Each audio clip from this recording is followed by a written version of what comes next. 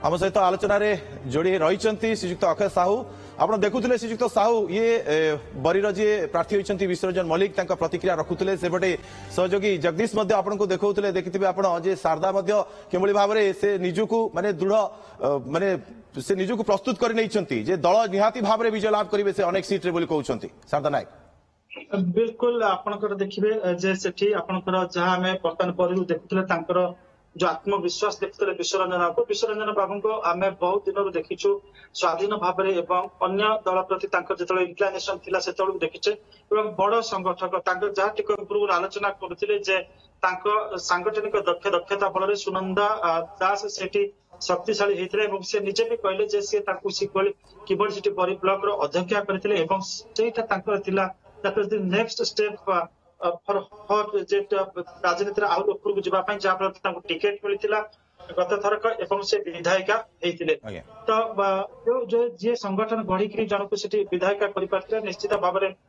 मन भर गोटे इच्छा था निर्वाचन लड़ाई से सुजोग पाई उपयोग करेंगे निर्वाचित होगापी बेस दृढ़ सांगठनिक दक्षता अच्छी किंतु जमी पचारुले से महारथी मान मैदान में पहुंचे इंक्लूडिंग आपनकर बहुत चांसेस रही है देवाशीष नायक लड़े जी की से आम कहीपर निर्वाचन मंडल एक प्रकार नक्शा को चेंज कर विजु जनता दल विजु जनता दल जिते प्रथम पाली सरकार आसला से शक्तिशाली मंत्री थे नवीन पट्टनायक आम कहीपर से जमी बर्तमान पांड्यान पाखे पाखे रही नवीन पट्टनायक से नवीन पट्टनायक पाखे पाखे रही राजनीतिर प्रत्येक आप कहे पदक्षेप चारिकड़ जाक घुरुला तो सी जब मैदान में आसते this will be an interesting battle to watch तो सेटा हम कहि परिबा एवं आ जहा देखुतले जो गोटा हिंदोल कथा आपण देखुतले आपनकर महेश साहू पुराना खेलाड़ी से जने एवं गत थर सीमाराणी नायक को टिकेट दिया सीमाराणी नायक को मत भोट जीतिक आसी